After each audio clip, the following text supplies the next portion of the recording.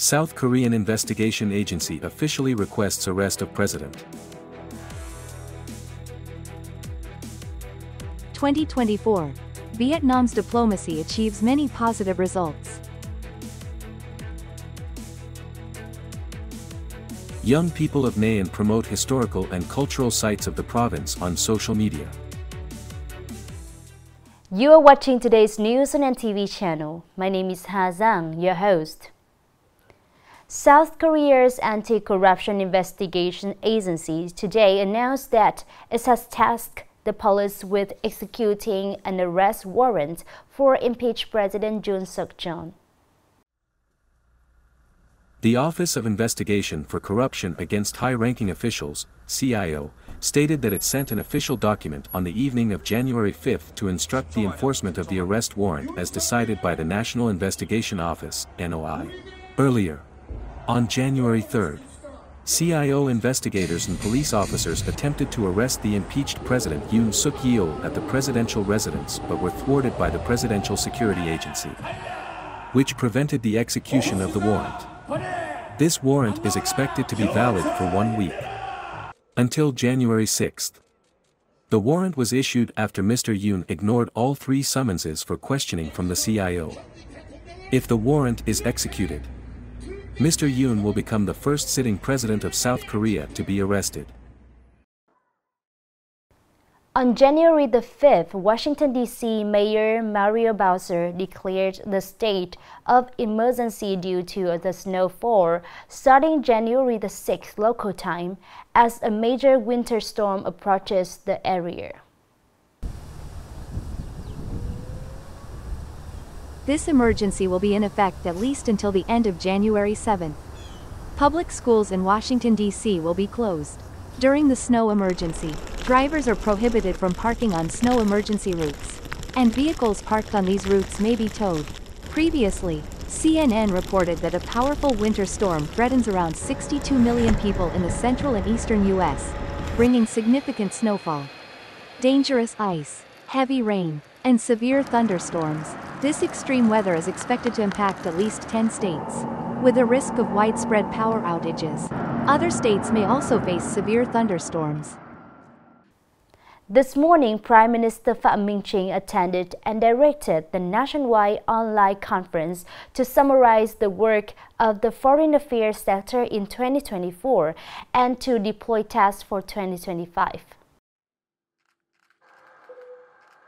In 2024, foreign activities, especially high-level diplomacy, were actively implemented, elevating the country's external relations. Vietnam has established diplomatic relations with 194 countries and upgraded its relationships to comprehensive strategic partnerships with Australia, France, and Malaysia. This not only reflects the dynamism and proactivity of Vietnamese diplomacy but also demonstrates the importance that countries place on Vietnam's strategic value and role, as well as their desire to deepen relations with Vietnam. For Nghệ An province, foreign affairs and international integration continued to be bright spots in 2024, contributing to the province's socio-economic development. Nghệ An has strengthened parties' foreign relations with traditional partners such as Laos, Russia, Cuba, and several European countries. Economic diplomacy has also seen significant changes, opening up new partnerships and markets, including China, Japan, and Australia. Coming up next are some updated news. At 6 p.m. today, January 6th, Prime Minister Pham Minh Chinh welcomed and awarded the first-class labor medal to the Vietnam national team following their victory in the 2024 ASEAN Cup. Additionally, the third-class labor medal was awarded to 6 players: Team Captain Du Duy Man, Vice Captain Nguyen Quang Hai, Nguyen Zan Sun, Nguyen Tien Lin, Nguyen Hoang Duc, and Nguyen Din Tru. According to the schedule, the Vietnam national team landed at Noi Bai Airport at 2:30 p.m. today, January 6th. At the airport, leaders from the Ministry of Culture, Sports, and Tourism, the Department of Physical Training and Sports, and the Vietnam Football Federation welcomed coach Kim Sang-sik and his team. In the context of the increasing number of large cargo ships arriving at Vietnamese ports, The Vietnam Maritime Administration is presenting a proposal to the Ministry of Transport to study the enhancement of maritime infrastructure and existing port facilities. This study aims to address the limitations of infrastructure in port areas and propose solutions and mechanisms to allow ports to accommodate larger ships and continue attracting major international shipping lines.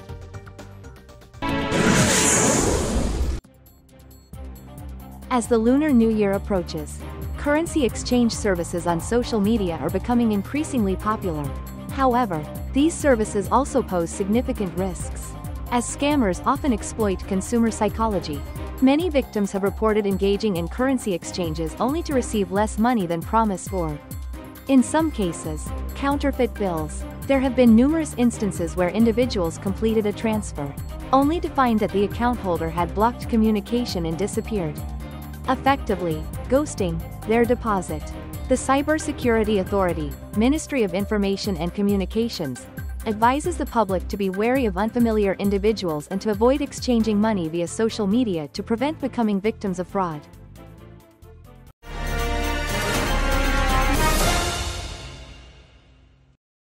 Moving on to today's story. Taking advantage of digital technology and the benefits of social media, the Nghệ An youth are actively creating engaging and innovative ways to share knowledge about historical and cultural sites. It can be said that awakening these historical and cultural sites through social media is a modern and creative step in building national pride and motivating the preservation and promotion of cultural heritage.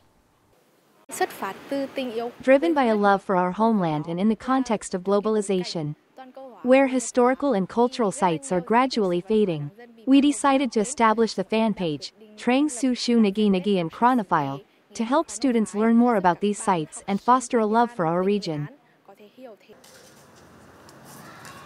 These are the sentiments shared by Nguyen Ngoc Linh and Val Lu Dang Huyen An, both 11C5 students at Phan Boi Chau High School, regarding their project to introduce the historical and cultural sites of Nghệ An. They plan to link QR codes to photos of these sites, enabling viewers to access additional information. Launched in January 2024, their engaging content will be available in both Vietnamese and English. The information has been meticulously researched and edited to ensure accuracy and brevity. In addition to these innovative and heartfelt ideas, some young TikTok creators are leveraging social media to produce short videos that uniquely and engagingly promote the historical and cultural sites, as well as the people and cuisine of Nghệ An.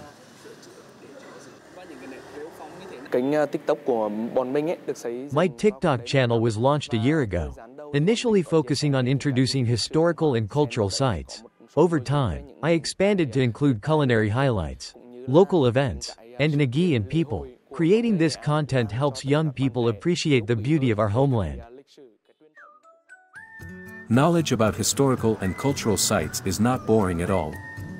By leveraging the advantages of digital technology and social media, young creators are inspiring their generation and future ones to develop a deeper love for history. It's the end of today's news. Thank you for watching and hope to see you next time.